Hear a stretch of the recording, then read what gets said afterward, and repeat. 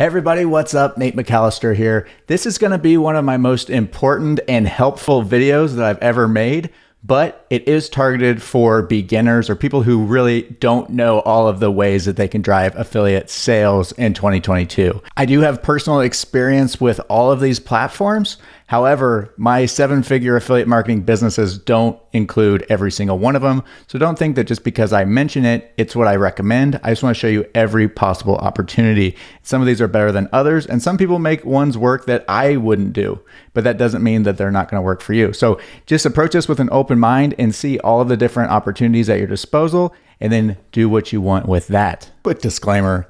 This is going to be full of my horrible chicken scratch handwriting. I promise the concepts are much better than my handwriting, but let's get into it. What we're going to cover in this video are the different styles, the different ways to drive affiliate clicks and to make money as an affiliate marketer in 2022. So this is a brand new up-to-date video.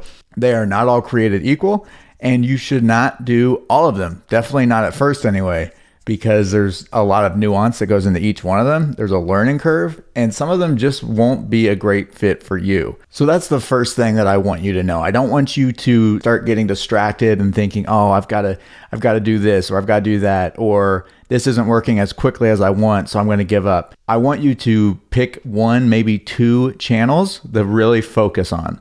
So it might be YouTube, it might be blogging, but don't try to do everything at once. Don't feel like you have to do everything at once, even ever, to be successful. There are many, many successful affiliate marketers that do focus just on one platform.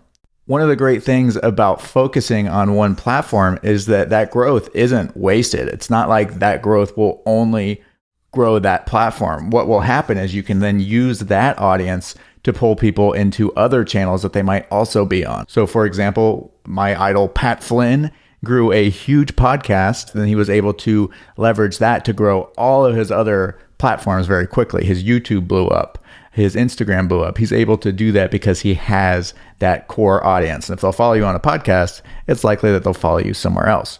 That's not to say that it's not valuable to be on other platforms, but to divide all of your efforts evenly, it's not a good trade-off. You're not going to see the same level of growth. Here's a graphic from the book Atomic Habits that explains why this is. So it takes longer than we think for things to happen, right? So it takes longer to grow your YouTube, your podcast, whatever it is. But once it starts growing, the growth starts to become exponential. So there's some people that had no growth early on that are now getting 1,000, 10,000 subscribers every day. So you want to get to that point where you're seeing those exponential gains, and that requires staying in the zone at the early onset a little bit longer than you might want to. So keep that in mind. Don't try to jump from platform to platform just because the growth early on is slow. So please don't be distracted by these. I do hope to maybe have some like aha moments for you where you maybe change your preconceptions of what can work, or you didn't even know that that's something that people are doing. So I want you to have just full exposure to what people are doing, but I don't want you to feel like you have to go do it all right away. Okay. So we've got that out of the way. One extremely important concept that I need to mention before we get into these methods is that you should always be growing your email list. All of these other methods should be going towards growing your own traffic, which is your email list. Almost everything else can be taken away from you, but your email list is yours, and you can always sell things with that, whether they came from Facebook or Google or whatever it was. If you have them on your email list, you can contact them later and sell to them later. Got it? All right, let's move on. I've broken this down into 3 core types of traffic sources: search, social, and paid. You can show up in search engines, and search engines go well beyond just Google. We'll explain that more. You can show up in social media organically. If you have posts that people are engaging with, you're using the algorithm to your advantage. You can then grow your channel. Then you can also build your audience, and then you get free views essentially, because when people follow you, they'll see your content. And then we have paid. Paid is the most straightforward method. You're just buying impressions or buying clicks, whether it be search or social or display ads or just placement ads and other things like people's email broadcast, stuff like that. Let's go further and break each of them down, and then I'm going to show you the platforms, the big platforms. There are some more micro platforms that I'm not going to talk about because I don't think that they're worth your focus and time. If I've mentioned it here, it's because I think it's a legitimate platform that you can focus on and really do well. I'll go through the pros and cons of each, and then I'll give you a little bit of advice for each one. But let's start with search intent traffic. Search traffic is meeting the potential customer right where they're at. They find us, and it's our job to show up where they're searching for. So this is really my favorite source of traffic because of something we call buyer intent.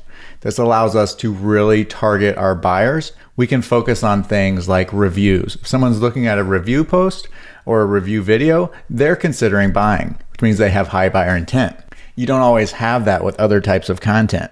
Other types of content might get a lot of views, but most of those views are going to be from people who aren't close to buying or aren't interested in buying or even in the offer itself that you might have. And that's because there's no targeting. They haven't separated themselves by literally typing something like best creatine supplement for men or best shoes for joggers in 2022. Stuff like that lets us know that they are very close to buying. So here is the conundrum with that. Since that buyer intent is very high, the competition is going to be high. Smart marketers know that this is where they want to be seen. If we can get ourselves on the top of a search engine for these terms, we can make a lot of money. It's a skill that requires time and effort, but it is one of the highest ROI types of marketing that I've ever found, and that is getting in front of these search intent visitors. Now, what are the big platforms that offer search intent? Obviously Google, then YouTube. YouTube and Google are the most powerful search intent platforms on the planet. And that's going to be the same for the foreseeable future. They just are a powerhouse. I found that the audience on YouTube is different than the audience on Google. A lot of people prefer to consume things in video. If you can get someone to watch an entire video that has high sales intent, your conversion rates will be higher. That being said, there are some pros and cons to Google versus YouTube. YouTube is awesome because they don't have that same authority barrier to entry. So in blogging, when you have a website, that's how you would get on Google, right? Is with a blog. You have to have something called domain authority in most cases to show up in Google. It's not just the best article all the time, unfortunately. It's the site that Google thinks, or the page that Google thinks is the best bet to answer the question that the person typed in. That's Google's one goal. That's the goal of every search engine, is to quickly get the answer to the person that typed in the question. And pretty much everything that you type into Google is a question in some form.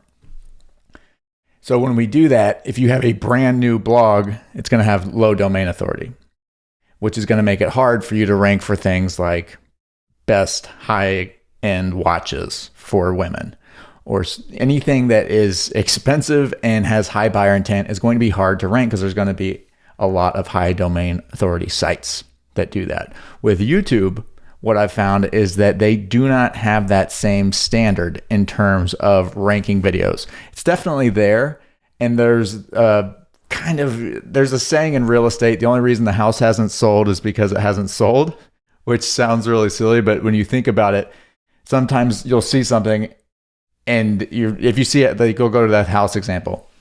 You see a house and it looks great and everything, but you find out it's been on the market for 18 months. Maybe there was nothing wrong with it, but you're wondering, why did everyone pass up on this house? With video, it's the same thing. If you see a video that happened to have 40,000 views versus one below it that had 40, the one that has 40 might be better, but the one that has 40,000 looks better. And that might just be a result of it being an older channel or the video has been there longer, but it will get more traffic and clicks just because, in most cases, this is assuming all things being equal, it already has more views. So when choosing between two things really quickly, you pick the one that has more views. But besides that, there's not the same type of barrier to entry that there is with blogging. It's very hard to rank a blog quickly. YouTube is a little bit quicker, but I found that creating the video content is a little bit more difficult. That is a person by person type of situation. Some people find video to be very easy and enjoyable. And then other people find it to be miserable and hard and awkward. Some people find writing to be hard and awkward, and some people find it easy and enjoyable. Some people just find a middle ground in between and just grind it out. I think that's most people, actually. So those are the two core search engines, Google, YouTube, pros and cons to each of them. You can make a ton of money with both of them. Now with Google, though, you do have that domain authority, so your new content can rank more quickly, but you don't have subscribers like you do with YouTube. Remember, like I said, how some platforms are both social, paid, and search intent. YouTube is really the only one that's all three of them that is worth it. It is a social platform. People will just find things from sharing and commenting. It is a paid platform. You can pay for ads on YouTube. And it is also a search engine first and foremost. So that's kind of the big question you'll have to answer is, do I want to go with YouTube or Google? I really recommend that you start with one of these and then choose one other social account to kind of share your content on. That's my suggestion. So let's go through the other search intent channels. All right, so YouTube, Google, we've got that down. You do have other search engines like Yahoo, Bing, DuckDuckGo. Whenever we're trying to optimize content for search engines, we start with Google. If it's optimized for Google, it's usually optimized for these other smaller search engines. And even if it's not, we have to optimize for the biggest one, which is Google. Here's a graph showing the share of search engine traffic, and Google just absolutely dominates. Now, aside from the search engines, we have Pinterest and Quora. Quora is like Google, but just for long answers, crowdsourced, kind of like a Wikipedia, but it is actually a pretty decent place for affiliate marketing. They do have some rules and regulations that go into it. So let's find an example. Let's just say how to cut body fat. All right, this one's going to be highly competitive. There's going to be a ton of answers. So let's go in here and see if anyone has any sort of links. So a lot of times they'll be linking to their own content. And here we go. Following all that brings us to this kind of a rabbit trail there that eventually does lead to an affiliate or an offer. This might be their own offer or it might be an affiliate offer. Okay, so essentially what you're doing is going through, answering questions, and then sending traffic elsewhere. There are a bunch of guidelines and regulations here, so I don't love Quora for that reason. They don't want you to come in here and just try to sell stuff, but it is still feasible in 2022.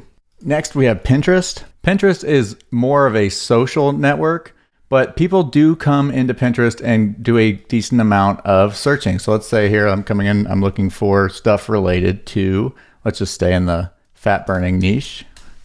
Fat burning. So these are all of the pins that are doing well in that space. Also, you'll notice some of these are promoted. And if you click on these, I'm sure that it's going to take us to some type of rabbit trail that will eventually take us to a website, healthy, natural diet. So all of these methods do require some form of website or the ability to send traffic straight to affiliate links, which is not always allowed. So that is how Pinterest works. People are searching for a topic. It's not as narrow as Google, but it is still a search engine, even though it is a little bit more like a social network than a traditional search engine. So those are all the search engines that I think are worth mentioning. There are other networks that have search features like Twitter and Facebook. Both have the ability to search for things. People can search for topics and find your group, but they are not really at all the same. And you don't necessarily rank in those platforms like you might with Yahoo, Google, YouTube, and even Pinterest. Okay? All right, now let's talk about social channels. So social is about appeasing the algorithms of the particular network or app that you are on. It's not the same as Google and Yahoo, where we're trying to rank for certain terms, but we're trying to get the attention of people who are in our niche. And the goal is to get them to follow us so that we can then recommend certain things to them down the road Social is great because you're actually building relationships. It's not the same as Google where you're just hoping to rank for something quickly. YouTube's a little bit different. YouTube, you're building relationships. But with social media, that's your chance to really build your brand. And I do recommend that everybody has at least one social media presence at first. So like I said earlier on, I think something that is search intent based, like a blog or a YouTube channel, combined with something like Facebook page, is probably the best approach. And that's where I would start today if I was starting from scratch. All of the social platforms work similarly, but they all have their own little nuances. For example, Facebook allows you to put links inside of your posts. So if you have a Facebook group, you can share them inside of your posts. Sometimes they do throttle these. They don't really love, just like all social platforms, they don't love it when you send traffic off of the site, but they do allow it. And if you're getting a ton of engagement normally, you're going to have a better chance of people actually seeing your links. Likewise, you can do that with pages or even your personal account, although you shouldn't be doing too much marketing on your personal account. I just don't recommend that. Twitter's the same way. You can send outbound links on Twitter. It's a great place to share your written content. Instagram and TikTok are two of the most intriguing ones. Instagram, after you have 10,000 followers, you get a swipe up feature. And then you can also have links in your bio. TikTok allows you to have links in your bio as well after you reach 1,000 followers. So it is a little bit difficult to drive sales from TikTok, but the beauty of TikTok is you can get a ton of views very quickly. You can go viral much more quickly on TikTok than you can with something like YouTube or Facebook. Things on TikTok go viral very quickly. My 5th video I ever created got 3.8 million views. So that is a really cool opportunity with TikTok. It is a little bit more difficult to get people to actually leave TikTok and go to your affiliate pages, but I know a lot of people right now are doing very well with TikTok. My TikTok isn't a huge source of affiliate sales, but it does pretty well. It's an awesome middle ground for people who want to create content on video but aren't really ready to make full-length YouTube videos. You can grow on TikTok probably faster than any other platform out there. And the most beautiful part about social media marketing is that your followers will give you an instant influx of visits every time you post something. And the more followers you get, the more traffic you get per post. So you're rewarded for your consistency and time put in. Unfortunately, we don't own social traffic. We can lose it at any time. So that's always something to be cognizant of. We don't want to build our entire business on borrowed land. So that's why I highly recommend that everyone has a website and an email list. Those are the two things that no one can take away from you. Also, we have other ones, Reddit and Clubhouse. Clubhouse is an audio focused channel. Audio, just like video, especially podcasts. It's important to try to get a coupon code. This is just a pro tip. Try to get a coupon code that assigns you the affiliate, because a lot of people aren't going to be near the URLs or anything to click. So if you have like use code Nate10 at checkout, that's easier for people to remember than to open the app.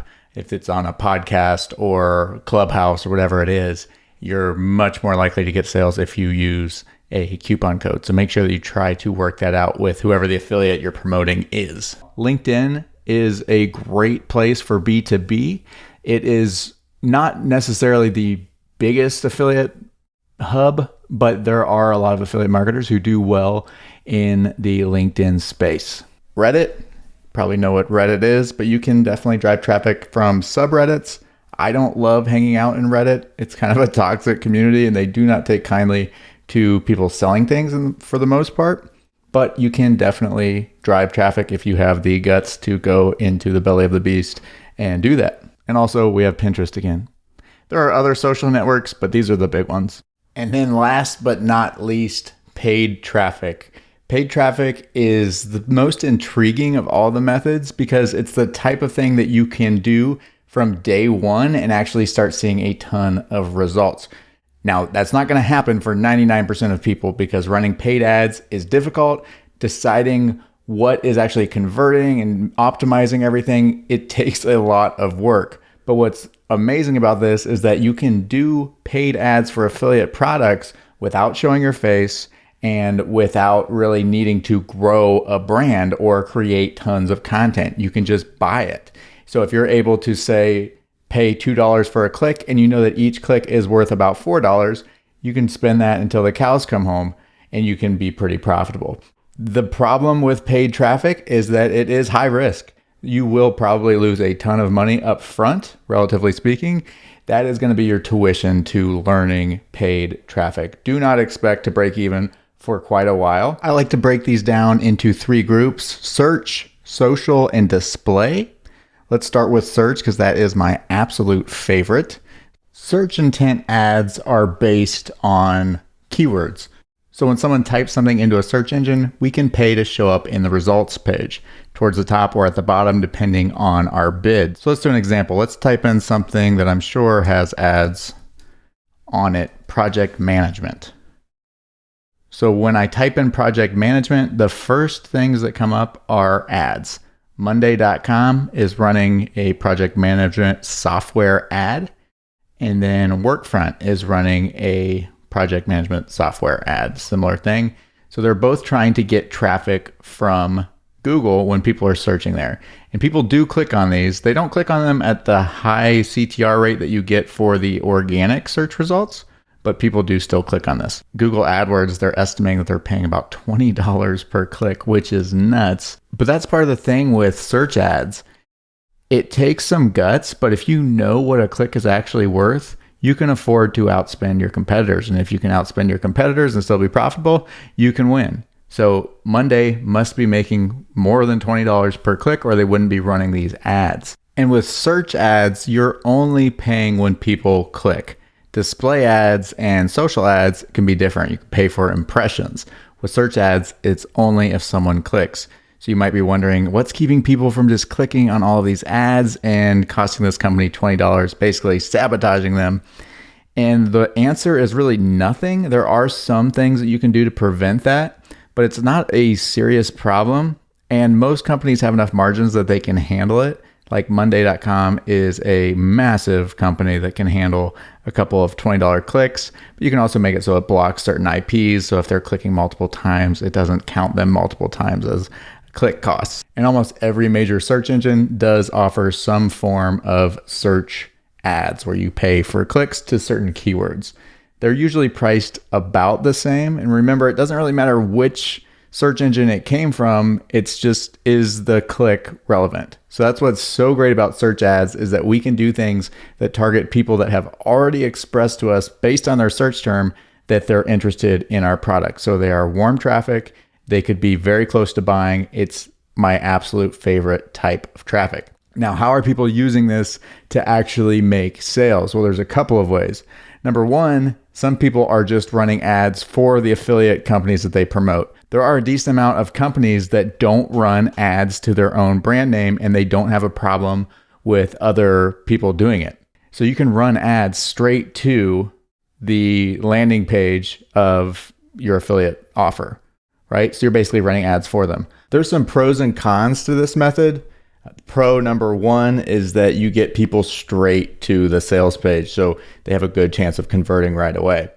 The con, though, is that you're not always able to track super well.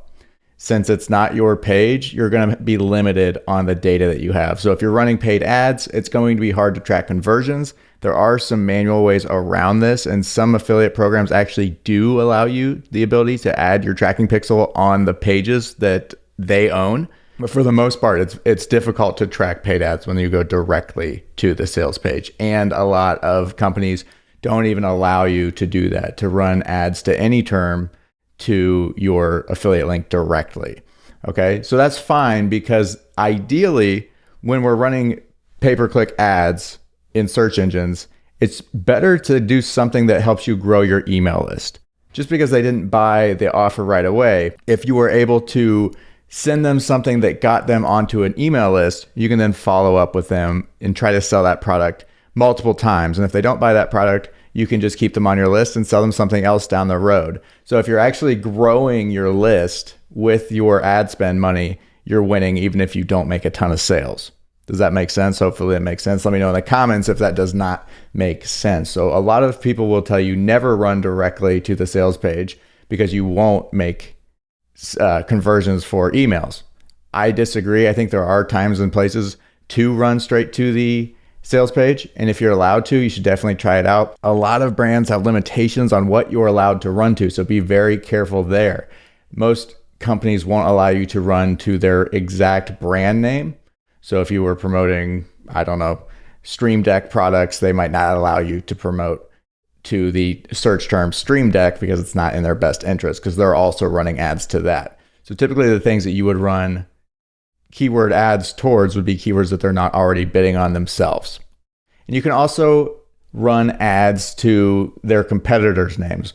Here's a good example of that. MailerLite is an email marketing software, and multiple people are running ads to that term, knowing that whoever's typing in MailerLite is looking for email marketing software. So it's a good place to be. So if you come down here, you've got Active Campaign, and they're running ads that say mailer not cutting it. So basically they're going right after them. And Light Mailer Alternative, you have to be careful with these because most of the time you cannot use their brand name. So as you see, they're kind of dancing around that and not actually saying MailerLite. But if we do something with another service like ConvertKit, I'm sure we'll see something similar. Yep, there's Active Campaign again. And they're actually using that term convert audiences effortlessly. So they're really targeting that word convert, and they're trying to get people who might be interested in buying ConvertKit. Now let's talk about the other method, which is sending traffic to something that's growing your email list. This we have to be very careful with because you're not supposed to run Google Ads directly to what we call a squeeze page, or a page that doesn't actually serve any real value except for getting people to provide an email address. So we have to be a little bit clever with it. If you're going to run ads to grow your email list, you need to provide some sort of value first, like a blog post. And then inside the blog post, you can have all types of other lead opt-ins, pop-ups, stuff like that, and you can track those conversions. But be careful, don't try to run ads directly to squeeze pages, or you're going to get yourself in a lot of trouble. You might lose your ad account.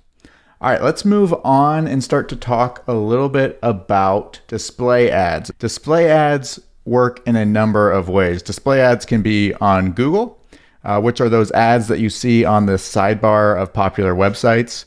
You pay for impressions and clicks, and you can run to whatever affiliate products you want. The costs on these are generally a little bit lower, but they're pretty similar. One important thing to keep in mind is that Google's ad platform also controls the YouTube ad platform. So if you want to run YouTube ads, you do that through Google AdWords. With YouTube ads, we have multiple options on how we're going to display them. We can run them to keywords, and they'll appear just like you would see in the search engine ads, except they're going to be videos, or like this one at the top, which is a direct link to the website. We can also put them inside of other videos. So if somebody does a video about email marketing and we want to promote ConvertKit, we can do a little ConvertKit ad inside of their video.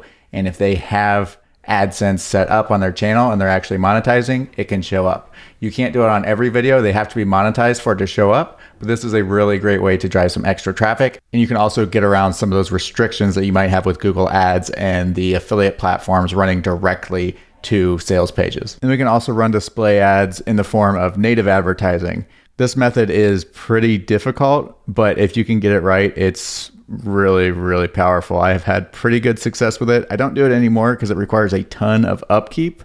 But if you run these native display ads, they show up in places like Yahoo's newsfeed. You've seen them all the time.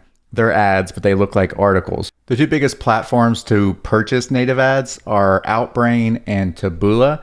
There's other ones, but these ones are my favorite too. Like I said, native ads work, but they are a lot of work. And it can be pretty expensive to get started. I wouldn't recommend doing native ads unless you have at least $3,000 that you're willing to lose. And also there's about $500 per year at least worth of tools that I think are pretty much mandatory to properly track your native advertising campaigns. Without the tools, it's very, very difficult. All right, last but definitely not least, paid ads on social platforms.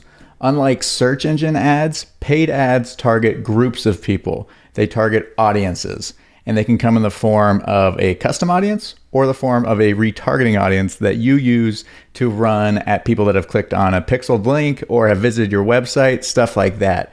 You can run ads on essentially any social network because that's literally how they get paid and that's how they make the platform free. Unlike Google Ads, you can run directly to squeeze pages inside of like Facebook and Instagram. You don't have those same guidelines. So I do always recommend that you do run these to an email opt-in form and then use your email list to follow up and make the sale. As far as the different platforms go, my personal favorite is Facebook and Instagram. They run together. So if you run Facebook ads, you have the choice to run them on Instagram as well, just like Google ads are going to work with YouTube and search and display ads. All the other social ad networks are similar but different. You can target audiences and do the same thing. You can run directly to squeeze pages. I do recommend starting with Facebook and Instagram. They're just kind of the gold standard for me, but then you can also expand into things like Twitter, LinkedIn, and even TikTok. All right, guys, that is it. Hopefully you found some serious value in this. If you did, let me know down in the comments. Also, hit that like button because it helps me out a ton. If you have any questions, I am still replying to every comment that I get, so ask me down below. And again, as always, thank you guys so much for watching all the way to the end. I appreciate you so much, and I will see you in the next video.